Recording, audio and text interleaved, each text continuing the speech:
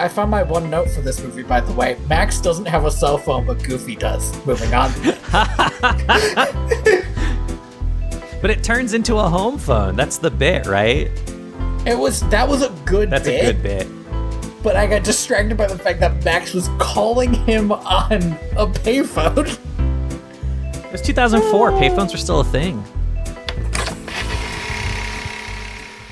Welcome to direct-to-video. Welcome to direct-to-video. Welcome to our longest called shot we've ever done. I can't believe we made it. Isn't that long, but it's still pretty impressive that we were like, let's pair it a year from now. Parting the curtains a little bit, it is December 17th. I have a week to edit this. Oh, God. It's fine. It's fine. I have a good computer now that doesn't take a million years with editing, so fingers crossed it's fine. Yeah. However, this is also perhaps, in another milestone, the movie that was most like the movie that we paired it with, but also was the most of a downgrade. It really sucks how there was a part of me that was like kind of looking forward to it because I was like, oh, I remember Mickey's Once Upon a Christmas vaguely. It was kind of fun. There were parts of it that were fun. I had to work so hard. We watched Mickey's Twice Upon a Christmas this year to pair with Once Upon a Christmas from last year. You can go listen to that one. I worked so hard to try to find anything that made me happy in this movie. Oh, it was rough. It was tough. I have two things. I think I also have two things. And one of those things is a half thing because I feel like they didn't commit to it enough, right? I was like, oh, if this movie had been made 20 years before, they would have like really sealed the deal on this joke, and they didn't do that. Interesting. So, like, one and a half I wonder things. What our two things are going to be. Something very baffling about this movie. So Once Upon a Christmas was a series of 3 shorts. Yeah, it was I don't remember what those are called, but yeah. Who cares?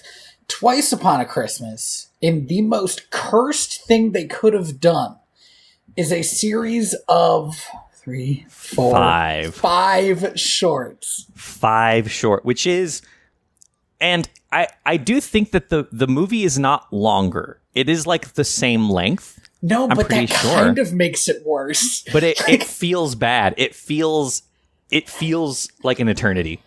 It's like a dream where you're running and not moving. That's what watching this movie is like. And here's the best part. The first short is by far the worst one. Oh my God. Do I agree with that? The conceit of our first short, Bells on Ice, is so awful. Here's the thing. I agree with you that in terms of like writing and story, I think Bells on Ice is like the worst one. However, it is my second favorite because it's so weird. They fucked it up so bad that I was like, you know what? I kind of like it. I couldn't get to that vibe because Bells on Ice was also the moment that I realized this is a 3D animated movie. And it's like Mickey Mouse Clubhouse levels of 3D animated. Like, this is...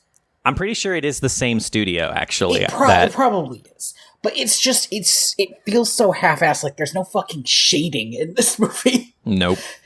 It's all baked. It's all of the, like, the shading that comes with whatever 3D software they're using. So it's really soft and, like, ignorable. It's, like, enough shading to let you know that Mickey's head is a sphere. And it does my least favorite thing that I keep seeing in movies. The one that most jumps out to me when I think about it is The Wild, but it was also true in Moana and a few other movies like this, where they're 3D animated movies with gorgeous 2D animations. Just some stellar 2D animations. Why would you do it? And this one has the characters as like 2D ornaments, or like out of a pop-up book. The pop-up book is the big one. And they look great. And then we move. They don't even look at all like the models that they made. So here we enter into. So this movie came out in 2004, which is like, I'm pretty sure Shrek came out that year. Mm-hmm. It lost to Shrek for Best Picture. Lost to Shrek to Best Picture. Best Animated Feature, whatever they call it. We are, at this point, about a decade into computer animated movies, right? Like, the Toy Story came out in 94. We're a decade in. This movie has no reason to look this bad. Yeah. Because they clearly have the money. Like, the 3D animation, for all intents and purposes, is good. Like, the characters squash and stretch a little bit. They move. They're even like little things like background characters will like react to things in the foreground, which even Shrek doesn't do sometimes. Yeah, and I kept watching it and saying out loud, this is not the worst 3D animation I've ever seen. But exactly. I had to keep reminding myself that. But and here's what it is, right? This movie has run into the wall of how do you adapt a character that was designed in 2D for the purposes of 2D animation into 3D? It is a question that has plagued Sonic for almost 40 years. It's hard. And the answer is you release a picture of it, then you have to redesign the whole fucking thing. But it's tough, right? Because Mickey, this isn't Sonic, right? Where you could just do whatever the fuck you want to him to make him work in 3D, right? Mm. This isn't Mario, who for all intents and purposes, like, has to become 3D. Right? Mario became 3D before Mario became an icon of Nintendo. Right. Mickey has been an icon for almost 50 years. You can't just change him. And so I can feel the like argument between the animators and management of like something's got to give, otherwise this movie's going to kind of look just like bad clay. Yeah. Anyway, Bells on Ice. Bells on Ice, the first short. Ugh. Do you want to just? I don't even know how we're going to tackle these. Let's do it this way. You can give us the rundown of the short. I can give us the rundown on the moral. Man, some of these is going to be hard to find the moral. And then, luckily for you, the narrator does tell us at the end what they think the moral is. And they're wrong. Usually, the last two do not have a clear moral. They tried for one and fully missed it. And then after that, we can talk about aspects of the short that we enjoyed or didn't enjoy. I think that's okay. Yeah. It's Christmas. We can do it a little different. So, in Bells on Ice, Minnie Mouse and Daisy Duck are both in an ice skating competition. Mm-hmm. Daisy very, very, very, very, very, very quickly gets mad enough at Minnie Mouse to destroy her fucking life. Mm-hmm. And decides in the middle of Minnie's skating, what do you call it for skating? Routine? I think it's a routine. Yeah. In the middle of her routine, she starts doing her routine.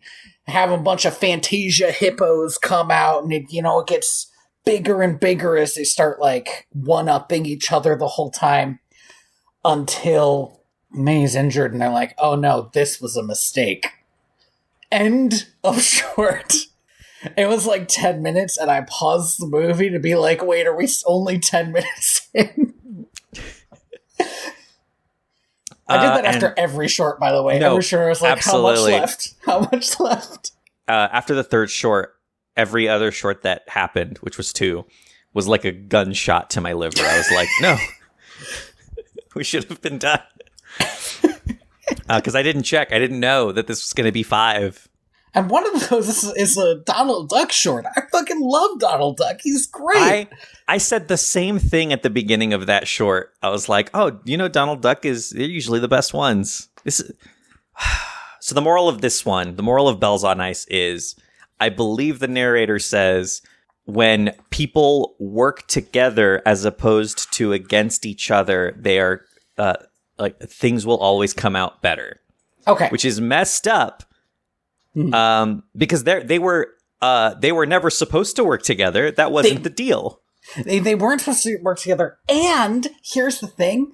That competition, when they were fighting, it made them go bigger. They were having bigger and more impressive stunts.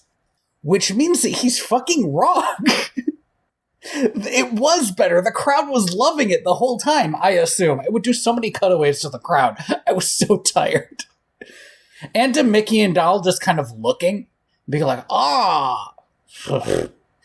Yeah, but also, at the end of the short, Daisy Duck is like, hey, Minnie, I'm so sorry. I should have never let it get this far. And then Minnie's like, no, Daisy, we shouldn't have let it get this far. Minnie, what the fuck are you talking about? You did nothing wrong. It was your turn. Yeah, the whole thing was buck wild. The most interesting part of the short was at the very beginning. The announcer is like, "Oh, it's our very own hometown girl here to impress us," and then says Minnie Mouse, and both Minnie and Daisy started skating out because they both thought they were talking about her, and that is brutal.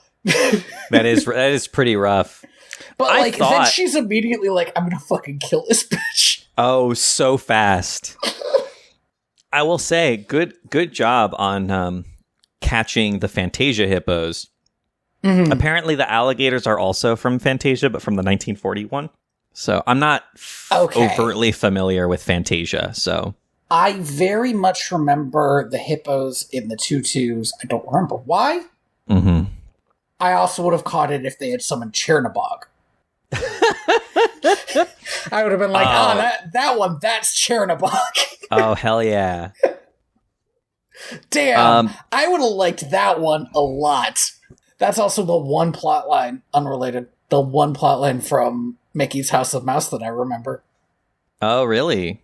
Yeah. Oh, yeah. Pete, overheats the thing to try to get everybody out, and the furnace? Only Hades is there, and so they have Chernabog do the show. And he's like, I love this guy. This guy's great. Oh, very good. Anyway. Oh, man. Then we move on to our next short, which was the moment that I was like, oh, this movie is going to be exactly like the last movie. Which it wasn't, but this short was. This short was.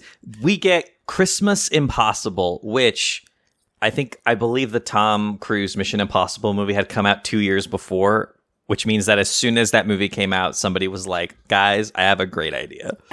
To be fair, I think immediately as that movie came out, everybody was like, so how do we spoof this movie? I do think that this is true of Tom Cruise in particular. Mm-hmm. I feel like every Tom Cruise movie that there is like an SNL skit or a short, a Looney Tunes short or something that makes fun of it. But Mission Impossible, you got the classic, wire scene where he comes down and he doesn't touch the lasers. It's great. Genuinely, that's fucking cinema. This short is not cinema. Short's not cinema. I do not think it was ever released in a cinema. I would be very surprised. So stop me if this sounds too familiar. This is a story about Huey, Dewey, and Louie learning that they shouldn't be an asshole at fucking Christmas. Mm-hmm. I can't believe it. And as I watched it, I was like, didn't you guys just do this last year? You would think that being trapped in a time vortex of infinite dimension. There was a moment in this short where they did the exact same thing they did in the last short, which is destroy everything and then look sadly from the stairs about it. And I was like, why don't you just wish it'll be Christmas again tomorrow and do it different? Yeah, right? Because apparently that's on the table. The one thing that I did like about this short, and is very strong, this would be my 0.5. Mm-hmm. The one thing that I kind of liked about this short is that it had more Scrooge. And Scrooge had a character that wasn't just I want to do carols. That's fair. Scrooge gives them a bit of advice in this short that is, I think, possibly the worst advice you could give a bunch of kids. What exactly does he say? I feel like he told them not to be so selfish, right? No, I think what he specifically said was... yes, he was like, oh, you shouldn't be selfish like me. And they're like, but you're a billionaire. And he's like, yeah, because I was selfish. and they were like, but we also want to be billionaires. And he's like, well, being a billionaire is great. My lesson is not getting across. And then he's just like, whatever, fuck it. Santa won't give you gifts. And then he leaves. It's genuinely really funny. Yeah, it's very good. But like they really don't ever they really never can't get past that, huh? I feel like the new DuckTales show does a really good job of like, I mean, I don't necessarily agree with this, but they do a pretty good job of being like, hey, money isn't everything, right? What Scrooge wants is family. It's also what he needs. There's, I've read some of the old Scrooge comics, and it is really fascinating that the backstory of this character is he sacrificed everything, including his family, to become a billionaire. Mm-hmm. Like, he was just working so hard that at one point his family like told him to stop, and he like kicked them all out and was like, everybody leave, it's just mine now. And the backstory of like Huey, Dewey, and Louie is that when they enter his life, this is the first time he has seen Donald since he was a child, and he's suddenly like, oh, I can have a family, I can have other people in my life. Like, after like 20 years of not. And I find that really fascinating if you keep it in mind for Scrooge's character. Absolutely. But a lot of Scrooge stuff doesn't keep that in mind. He's just like a funny old rich guy. Yeah, he's just a quirky guy. Yeah. However, all of that's not really important. Here's what's important. Scrooge tells the kids they're not going to be on the good list because they're little fucking shitbags.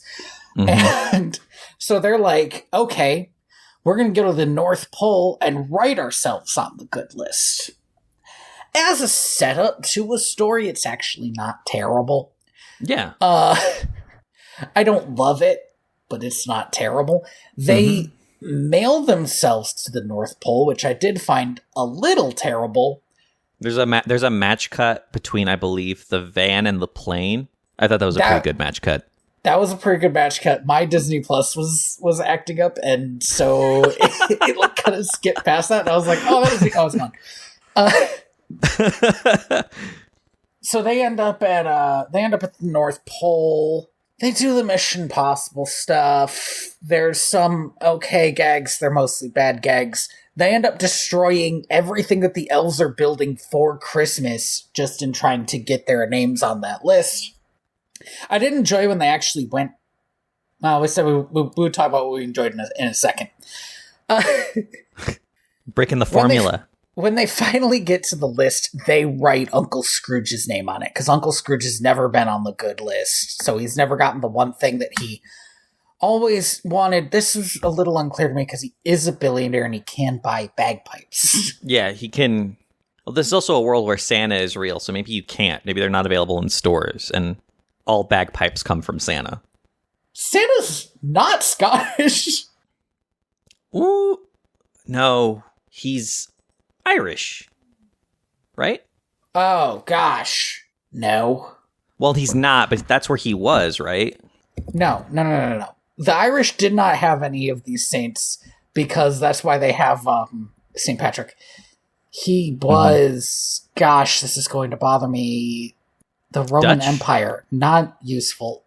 I think he was... So wait, he was from Mira or Bari, which is in Turkey, but he went somewhere. Where did this motherfucker go? Turkey is correct, I think. I feel like that's mostly where I've heard him be from. Oh, and and the Santa Claus myth is from the Netherlands. Okay. Interesting. But he was already dead. But it's already his life. He had to like save chopped up children and stuff like that. Anyway, the point is, it doesn't make that much sense. But they add Scrooge to the list instead of adding themselves to the list, because they realize that they are shitbags and they deserve to be on the bad list. And then they get presents anyway, because Santa was like, oh, there's always room on my list for people who put others first. Blah, blah, blah. They're happy. The end. Yeah, so I mean, and yeah, the moral of this story is supposed to be like, true kindness is thinking of others. But here's the thing, is that at no point do these motherfuckers ever think of Donald. No, Donald. Donald really gets a time of it in this. I don't understand why Donald is on the naughty list. Poor Donald. I don't know. Donald, I cannot see him as not the sweetest guy. Yes. Does he have anger issues? Absolutely. Is he single-handedly raising these kids that his sister is not raising? Yes. Like, he is doing so much all the time. I think, and also, and maybe this is just me, I'm not a person who believes in manners. I don't think that somebody like keep putting their elbows on the table or climbing on top of the table to get their hands on some choco chip cookies. I don't think that's worth like being on the naughty list over. If Donald broke up with Daisy by the end of this movie, I'd be like, you got a good point, Donald. Yeah. What is Daisy's relationship is Daisy related to Scrooge? No. So her and Scrooge just get along. Yeah. Interesting. She's also, importantly, not related to Donald. Duck is like Smith. Yeah. I find that fascinating, that Daisy Duck and Uncle Scrooge just get along. Yeah, why not? Because he doesn't just get along with anyone else. Everyone else is like a bit of a fight, right? It's kind of an interesting idea that, like, so she dates Donald. He fights with Donald all the time, but Daisy's like a guest. Yeah. Oh, I guess that's it, huh? Maybe it's like that. Maybe it's like a game recognized game situation. The one thing I did like about that last one, is I liked seeing the nice list. There's this bit when they first go into the toy factory, when they're like odd, it's supposed to look so great, and I looked at it and I was like, this toy factory looks like fucking garbage. This toy factory literally looks terrible. But then when they go see the nice list, it's like miles long. Here's the thing that baffles me: first name only. First name. Well, he's that good. He's got a mind like a steel trap.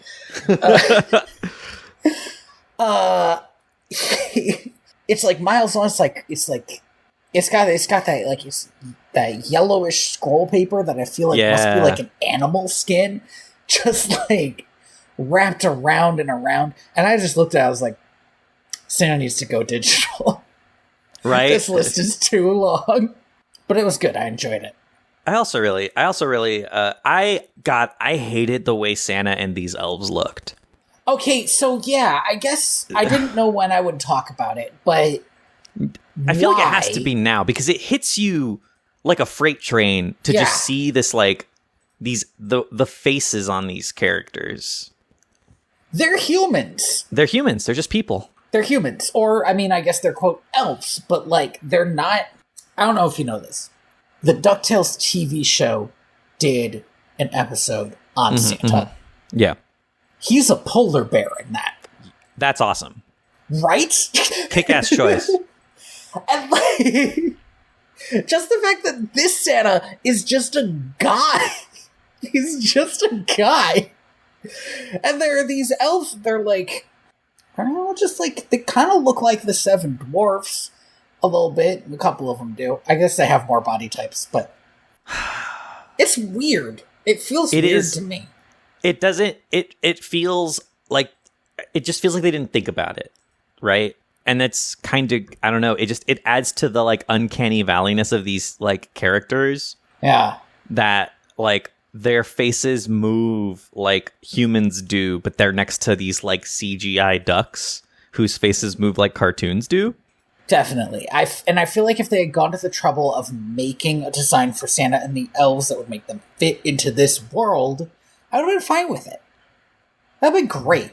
But they didn't. And so I just kind of got irritated. And then Santa continues to be human, because as it turns out later, these are all interconnected stories. Which they don't bother doing until the very, very end.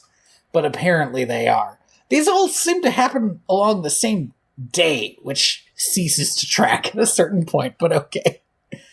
Well, I think the timeline of it is that they leave Christmas Eve night and they get back Christmas morning. So they pull an all-nighter for this one.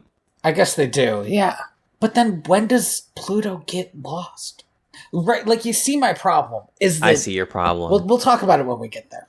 The next one is not about Pluto. It is about Goofy and Max. Christmas Maximus. They changed the name of this on the Wikipedia. They got the name wrong on the Wikipedia. Oh, wait, no, this is Once Upon a Christmas. My bad. Wop, wop. You Twice couldn't Upon a tell Christmas. because you were reading, because we just did the same short. Yeah. Yes, we are at Christmas Maximus. I gotta say, yeah, I genuinely love seeing Max around. I don't know why. He's underutilized as a character. Yeah. And it is a shame because he actually is kind of a fun character. They didn't do a lot with him this time, but I enjoyed Max up until that song kept going. God, I kind of like the song, but you're right. It just has the Tarzan / Toy Story / Brother Bear problem of just like singing what's happening, and I'm like, okay, dude, but it's on for a while, and there's this great bit at the beginning of this. Okay, sorry, let's start again. This is a short about Goofy and Max. The plot is that Goofy is bringing his new girlfriend home, that Max is bringing his new girlfriend home, second girlfriend for Max, by the way. Good for him, but also a little disappointing, vaguely. I don't know. Is this not his third girlfriend? Hold up. Does he get a girlfriend in the other one, or is he just about sports? I thought he did, but I guess you're right. I think his friend did. He just Goofy gets a girlfriend. Sports. Goofy sure gets a girlfriend. Oh, that's right. It is the best night of his life, according to Goofy. That line will stay with me forever. He has a son.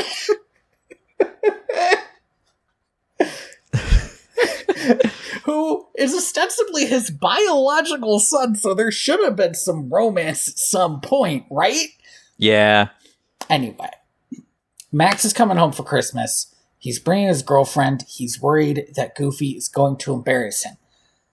My biggest issue with this short is that Max's threshold for embarrassment is so low. It's like, Goofy's fucking charming, man. Also, so before we get to that, because that's the whole short, basically. That is the whole short, yeah. In fact, the whole short, I wish they did scenes, but instead of doing scenes, it's this song that they sing over. It's a music video. It's like just a montage of like what's happening when Max tries to go home and be cool with his new girlfriend, and his dad is a dork. That's it. This is the plot of like every movie and short between Goofy and Max. It's a shame, right? At this point, you would think that Max like has got it into his head a bit. This is just who his dad is. But also, like you said, this Goofy is charming as hell. Like he's a bit of a klutz. Yeah. But like the guy's got an amount of charm that if I was Max, I would not want to leave him alone with anybody I was romantically interested in. lest they fall for my father. I did not. I legitimately vaguely had a moment of that where Max had walked out and just like Goofy and Max's girlfriend Mona were talking. They're just hanging out. They're making popcorn together. This feels vaguely intimate. And I think what did it best is in the Goofy movie, there is a moment where Max looks at himself in the mirror and sees how much he is like Goofy, and that freaks him out. Yeah. That is the best reason, the best version of Max being embarrassed by his father. Is like he realizes how close he is to just being his father. Yep. This version of Max does not seem to realize that. There is actually a moment that I quite liked at the very beginning where they're getting on a train. He is getting his girlfriend some coffee, and he spills it literally everywhere while trying to get to her, and then gives her the empty cup. And it was a very goofy moment. It is. It's so good. And they never really like tap into that. Yeah. It was like just at the top. It was like, that one's for you guys. and then they just went on with the rest of the short, which is, it's fine. It's like saccharine, basically. But I feel like of the shorts, this one is least offensive to me. Yeah. It's definitely my favorite because I think it's the only one that sticks the landing. It's just kind of, I don't know, flat. Yeah. I think the next one might be my favorite, even though it fully does not stick the landing like 100%. You know what sucks is that this is like the last thing that Max has been in. That does suck. We're coming up on almost 2 decades of like just no Max not really being a feature or a primary character. And that kind of sucks. Probably the newest thing was a still photograph of him in the DuckTales TV show. Oh, man. From the one episode that had Goofy on as a literal guest star when they were under a sitcom curse. Oh, that's fun. It was very fun. I just think, I miss Max. I'd like to see more of him, but also I don't want it to be like this. Donald's gift. Yeah, so okay. Donald Duck, your friend of mine, friend to all children everywhere. Mm-hmm. The favorite of every Disney animator of all time, because they all love doing the voice. Donald Duck wants one thing. This poor troubled man wants one thing. He wants to sit at home and quietly have hot cocoa. There are 2 problems with this. Is one, he does have a family that wants to hang out with him, and that sucks. I get it. And it's Christmas. You can't say no. And 2, Donald Duck somehow has been cursed. I don't know what happened. The film refuses to engage with the fact that he is curse-level haunted by the song We Wish You a Merry Christmas, genuinely one of the worst Christmas songs because it's such a goddamn earworm. Yeah. Everywhere he goes, the song is playing on the radio, or people are singing it, or random cups start tinkling in the sound of We Wish You a Merry Christmas, and the man just wants some hot cocoa. There's also a moment very early. Yeah. Maybe I think the first line where he's kicking his way out of the fucking grocery store. He just wanted groceries and everybody's Christmas shopping. He's kicking his way out of the grocery store. And somebody turns to him and goes, "Merry Christmas." And I swear to God, I thought he was going to say, "Fuck you." I also felt there is such a... He goes, "Yeah, Merry Christmas." Merry Christmas. In the tone that means, "Fuck you." Yeah, how dare you speak to me? I don't know who you are. We're not friends. So Donald wants to get some peace and quiet, but Daisy and the nephews drag him out to the mall. Yep. Oh, the worst. On Christmas Eve. On Christmas Eve, like, fuck you guys. The kids want to go see this, like, cool display that they're putting up on Christmas Eve, kind of weird. Yeah, it's a small world after all but Christmas. Yeah. And Donald goes to get some hot cocoa because he just wants some hot cocoa. And while running away from the song We Wish You a Merry Christmas, which has been haunting him today. Literally chasing him down like the greatest game. He accidentally ends up in this display that starts playing We Wish You a Merry Christmas very loudly and obnoxiously, and he destroys it. And the way that everybody else reacts to it is like he has, like, kicked a puppy. And by that I mean they're both disappointed and sad, but also act like it's kind of normal and not a crazy thing that just happened. Everybody acts like Donald somehow, like, planned this out. Yeah, guillotine style, like, executed Christmas. The security guard that throws him out is like, "Where's your Christmas spirit?" And I was like, "Where's your Christmas spirit? This guy just destroyed a storefront. Just kick him out." Yeah, right, dude? Like... Don't editorialize. That's the fucking weirdest thing you can say to this man. He just wanted some hot cocoa. I want to stress something. By the end of the short, he does not get the hot cocoa. No, he does not. It's crazy that he does not get rewarded. You expect him to. And then he makes up for this, even though I, in my heart of hearts, don't think this was Donald's fault. No, he didn't do anything wrong. I will defend him to the last. He has to go up to people badly singing "We Wish You a Merry Christmas" and starts... I was going to say directing, but there's a better term. He starts conducting them to sing it correctly. And that's when he is, like, forgiven by the movie. But he doesn't get the cocoa. So the moral, the message, right? The message of this is supposed to be, hey, if you don't have no moral of the story. No, there is, and it's the worst. It's hey, if you don't have the Christmas spirit in you, you're dirt. You're not worthy of being seen as a human being. Hey, it's Christmas, motherfucker. You better be in the spirit. And it's like, what if I don't celebrate Christmas? I turned into Goofy at the end of that. But like, what if? But what if you don't celebrate Christmas, right? Like this, there is no room. There is no room in Mickey's Twice Upon a Christmas for any other like religious holiday in the season. And that pisses me off. Yeah, absolutely. If Donald Duck was wandering through this mall and he got "We Wish You Merry Christmas" and also "dreidel, dreidel, dreidel" every 2 seconds, then I'll be like, okay, he's just tired of everything. But it's literally like, if you don't celebrate Christmas, you're garbage. How dare you? I want to express that we don't think that. No, absolutely not.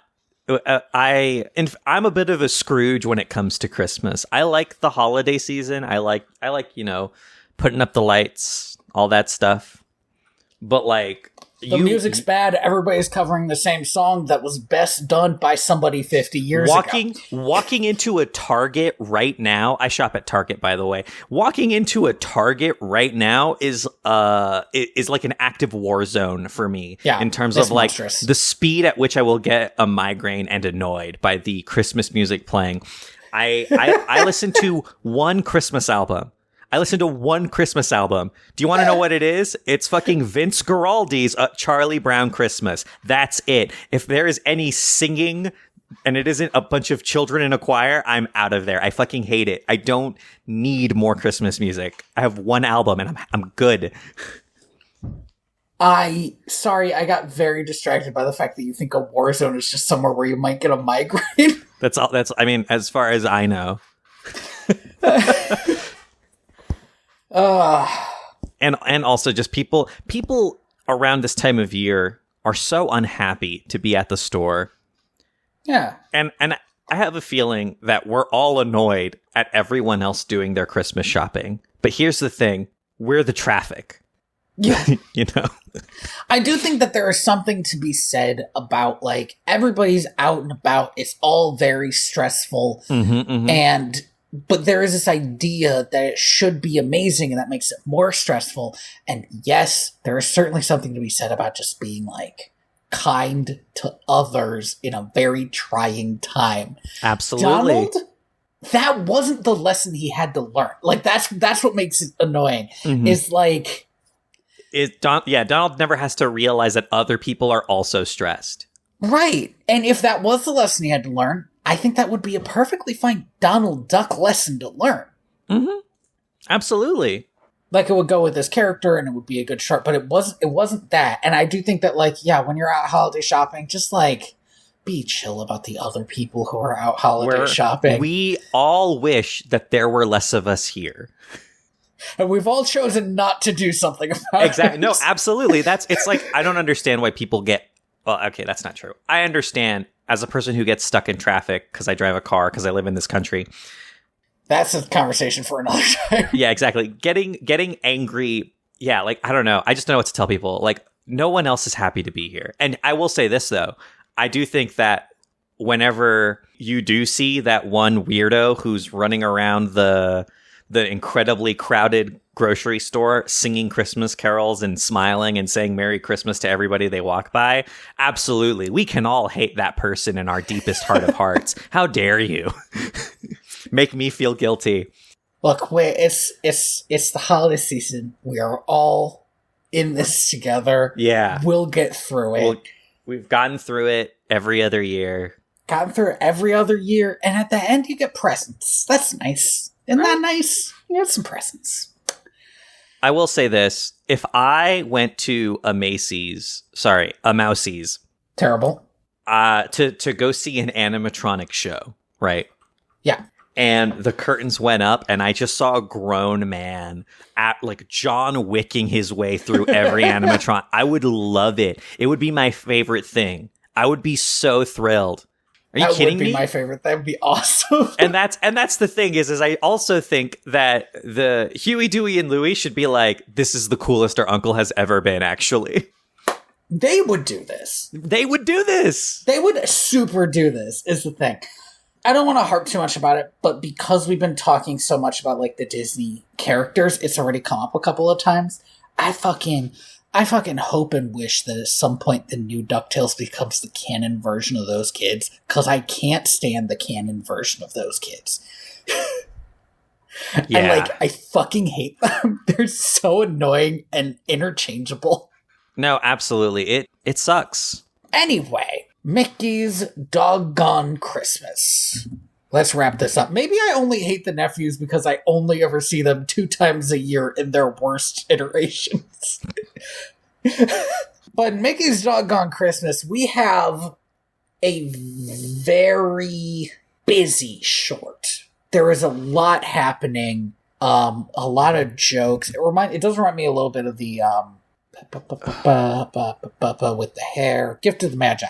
It reminds me a bit of the Gift of the Magi short where they're doing Gift of the Magi and kept getting distracted and doing other things. Yeah. So in Mickey's Doggone Christmas, it's a Pluto story. You can tell because it says dog in the name. Mickey and Pluto are decorating for the big Christmas party, which is at Mickey's normal-sized house, which is confusing.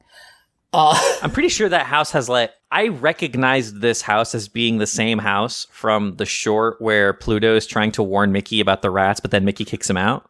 So do they have... I have to imagine that there is a canon Mickey house, because Maybe there is. Mickey's got a house at Disney World, right? Is it the same house? That's what I'm thinking. I don't know. God, there was a point in my life where I would have known this, and I'm no longer that person. But I immediately recognized this house from both the last short and also that other short. So I feel like there has to be a canon Mickey Mouse house design. Fascinating. So anyway, they're decorating for Christmas. Mickey is decorating. He's putting up way too much junk. Minnie calls him on the phone and tells him not to put up so much junk. Pluto tries to put the star on the tree because he loves putting the star on the tree. I don't understand how you train a dog to put a star on a tree and don't train them well enough to not put it on until you say so. I don't get it. But he goes to put the star on the tree and knocks everything over. Mm-hmm. And it's all ruined, and Mickey has to go out and buy more stuff. Mickey is a very wasteful character in this story. But before he does, he yells at Pluto and sends him outside, which is kind of fair. I mean, you break something, you gotta have the yelling and send it outside and all that junk. Pluto decides to run away, which, just like Daisy, is such an escalation for this character. I mean, I would agree with you, but Mickey does say verbatim, get out of here and never, right? Or I don't know. I don't think he says and never come back, but he does say something. He says and never come back. I think he says get out and stay out. Get out and stay out, which is, I think what he means is go to the tiny house that we have for you when you're being bad. But I think the short does a really good job of following Pluto's emotional state into making this decision. Unlike the Daisy Duck, who the moment Daisy Duck was not the center of attention, she is I'm going to murder this woman. 0 to 100 on Daisy Duck. Here's I think my problem is. Me and my cousin recently watched the Pluto short where Mickey finds a half-drowned kitten. Oh, yeah. and starts taking care of it. And he kicks Pluto out of the house in that one.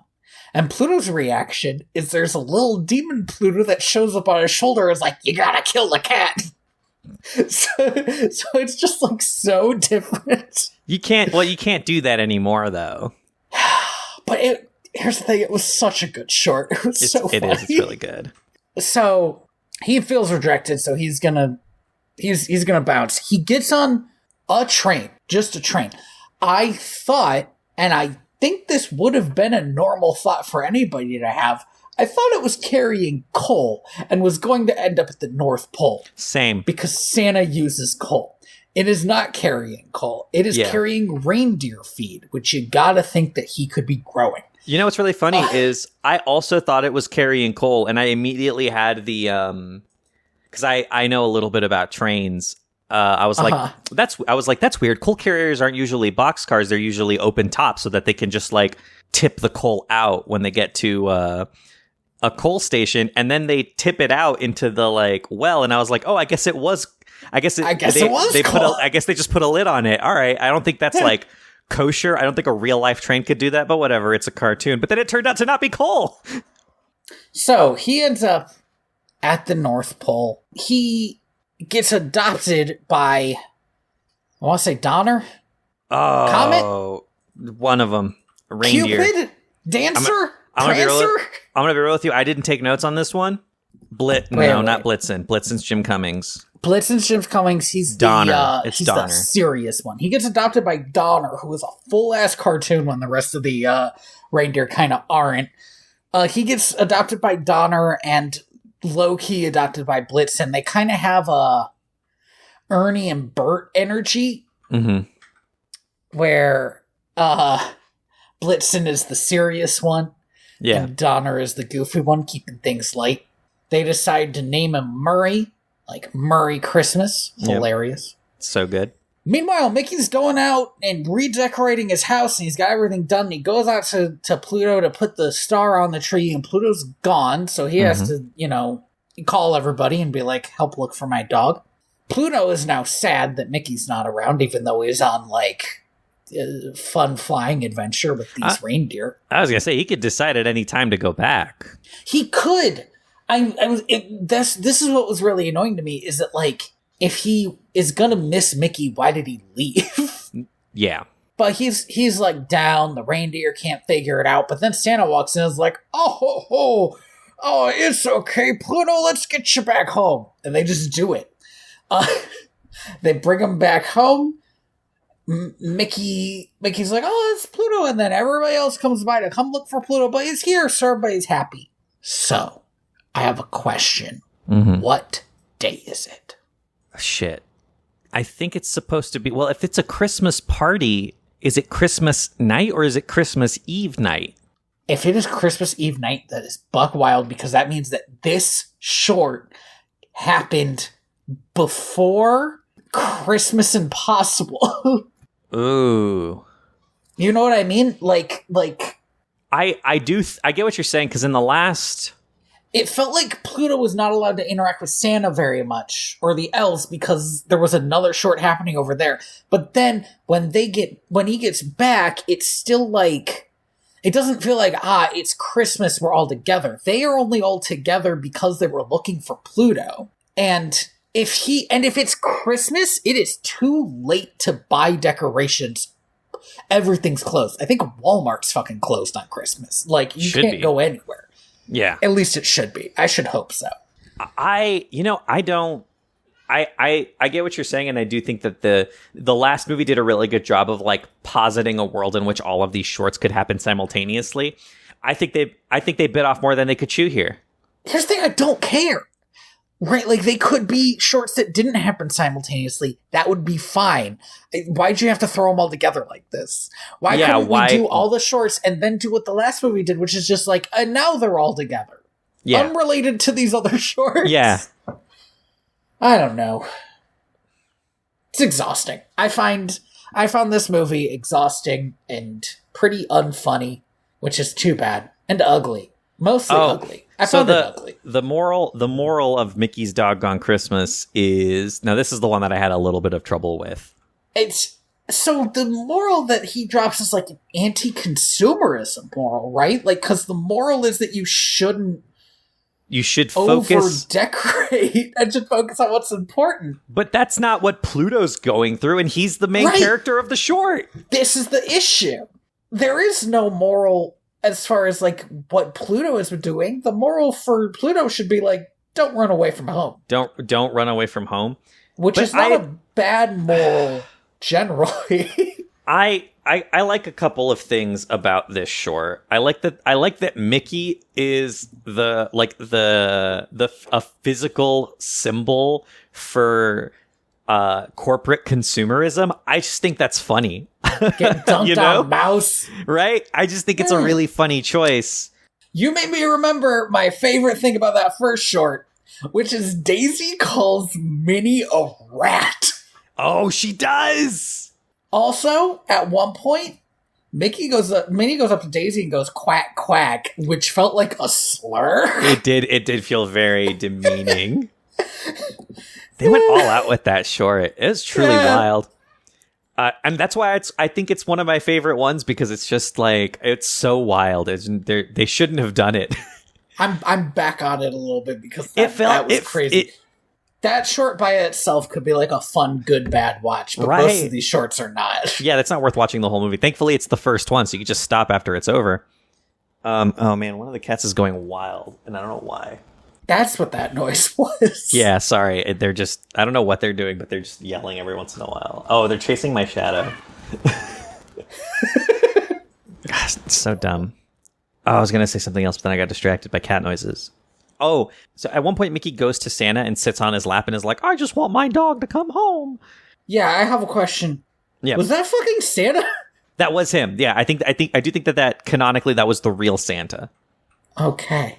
In the canon of Santa reenactors, they are not the real Santa. They are Santa's helpers. Yeah. But they all report back to Santa. In this short, that's just him. The Wikipedia says he turns to a department store Santa who turns out to be the real one, which is a banana sentence. Right? Citation what a wild needed. Thing to say. That's not established in the short. Jamie was watching this with me, and she did say, I wish we saw that photo. Because they took a photo. And then later in the short, we see the photo. The photo is so good. That photo is so good. Mickey looks so upset. I love the idea of Mickey. Mickey's an adult. Mickey's an adult man with a house and a job, right? And he goes and sits on Santa's lap and asks for his dog back. And then all of these other kids are like, complaining because he's taking too long, but Santa runs a tight ship. Santa's like, hey, you want your presents or not? Sit there and be adorable and smiling. We're all upset that this grown-ass man is sitting on my lap and complaining about his dog, but that's not the Christmas spirit. It's not. Like we said, we got to get through it together. Yeah. Jim Cummings is the voice of Blitzen. It's always nice to hear him just kind of show up. No, I forget what the name of Goofy's nemesis is. Pete? Yeah, no Pete. I sorely missed. That is strange, isn't it? Because Pete was in 2 of the shorts last time. Mm-hmm. Hey, by the way, those shorts did not take place in the same world. Oh, did Pete they not? Was in 2 of them. Oh, I guess so. Pete was in 2 of them, and in one of them, I think, is a used car salesman. And yes, he is specifically a used tree salesman. 2004, I guess we're really entering that, like, the post. These aren't characters anymore, right? These are all, like, corporate brands. And so, like, we're, like, out of the sitcom era. Yeah. But I don't know, it's kind of frustrating because that means that, like, none of these shorts really have a villain. They're all just misunderstandings. Except for Daisy Duck, who is the villain in Bells on Ice. We can all agree. I don't know. Yeah, yes. But, like, you know, and Huey, Dewey, and Louie, who I believe just are villains in general in this incarnation. Yeah. I don't know. It just feels weird. It feels weird that there is no, like, common cause for them to, like, band together against. Yeah, like, band together against. The moment in the last movie when Pete tells Max that Santa's not real, and Goofy's like, I guess I have to fucking deal with this now. Yeah, very good. No, it's absolutely great. And like, there's nothing like that in this. At no point is there anybody in any of this that I'm like, I don't know. It just doesn't. None of the resolutions of these shorts feel earned. I don't know. It's just weird. It's just such a weird collection of shorts, and also they are quite ugly. Yeah, I don't know. It feels weird to wrap up a Christmas film with like, these were bad. These were bad though. These weren't good. These were like legitimately. It was not a good movie. And it was paired with a movie that was also not good, but better. Mm-hmm. I did not think that's where I would land on this. I thought they would be about the same. Yeah. But, I mean, I didn't know that they decided to move away from 2D animation like fools. I realized it when I clicked on it, and the image that they showed, you know how like they have the rotating images of like the movie? Yeah. And I saw that it was 3D, and I was like, oh no. Oh no. Yeah, I kept on like bracing, like maybe this next one won't be 3D. Yeah, maybe it'll be 2D. It's just a shame. Yeah, it's a shame. I do want to point out before we leave this film behind that it was directed. I would hesitate to say friend of the show, but we've seen other things that this person has worked on. But this was directed by Matthew O'Callaghan, who has directed a couple of things that we've seen: 102 Dalmatians. Oh wait, no, that's the live action movie. We haven't seen that.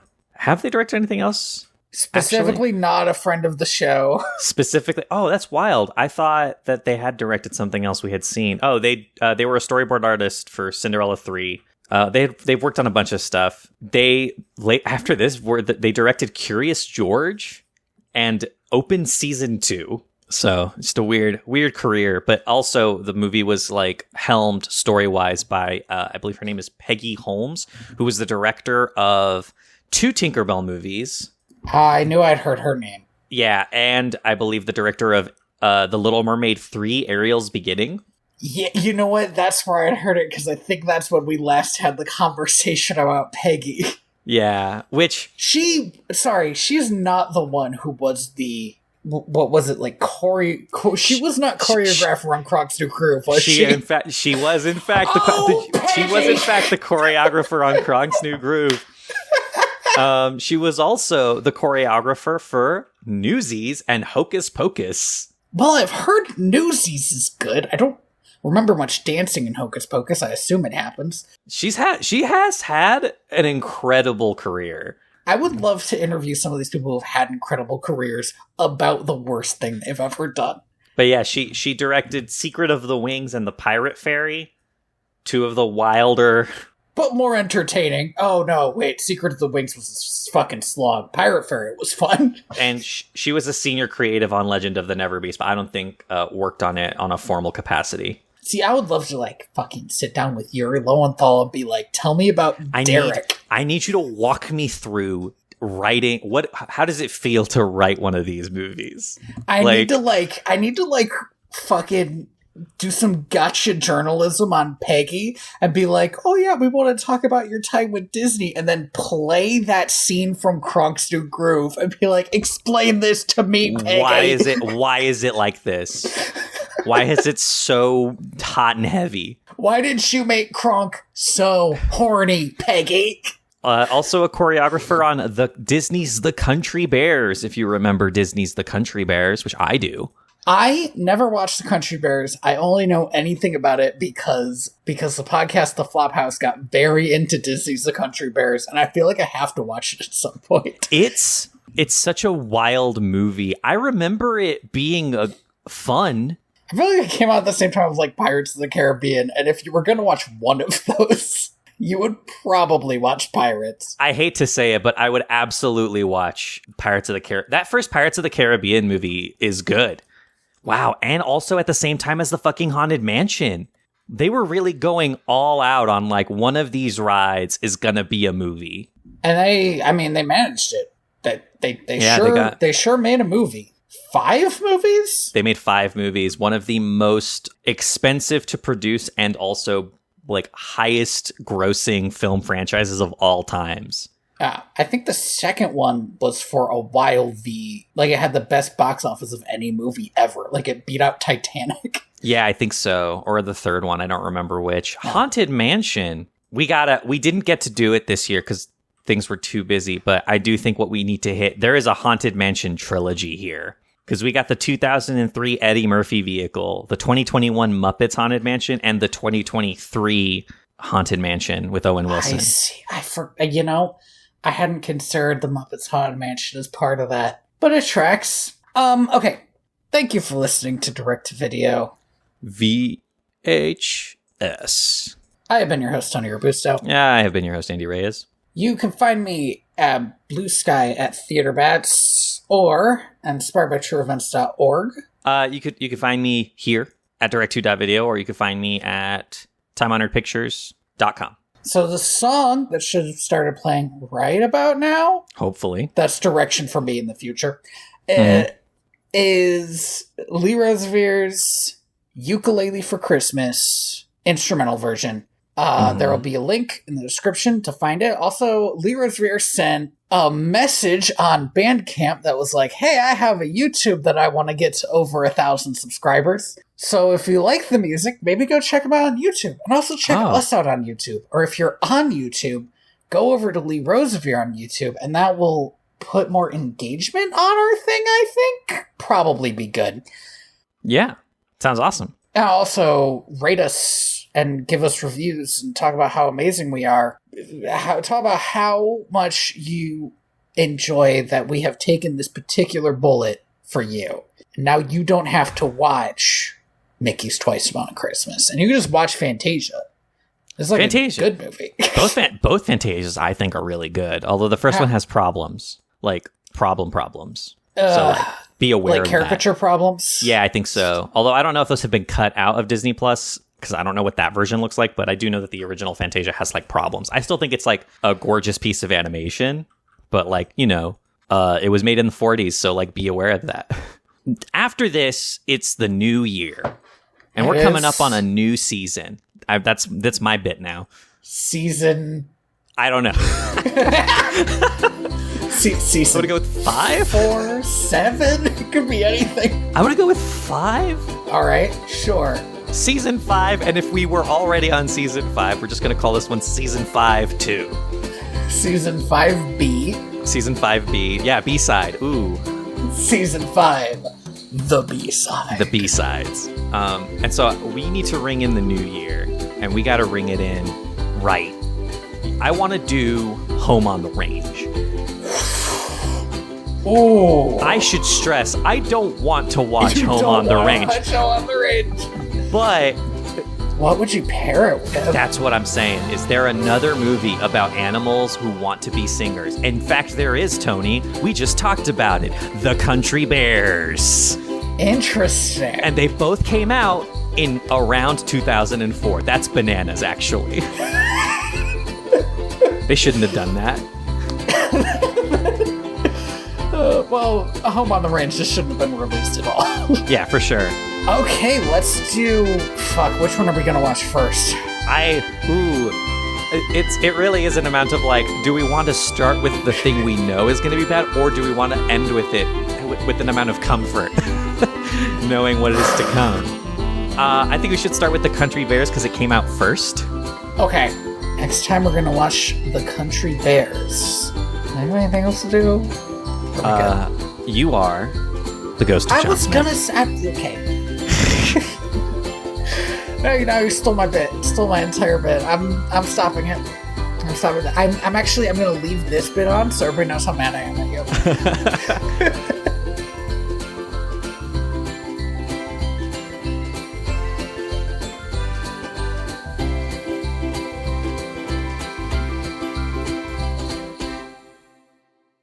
Did you know that Discord changed their jingle for the call? I'm not usually receiving the call. So no, I did not. Yeah, they added little Christmas bells to it for the season, adorable. I assume. Yeah, I hated it. Well, I'm glad you got to hear it. I thought for a second that it was like I played a YouTube video or something. I was like, where's that coming from? Like I didn't recognize it as Discord for a solid minute. What's all this jingle jangling? I'm trying to do a call. So I would never willingly play Christmas music. It's in the singing of a street corner choir. It's going home getting warm by the fire. I hate this. The only Christmas music that's playing in my head right now is from A Muppet's Christmas Carol, which we did do for the show once, so I feel like it's on brand.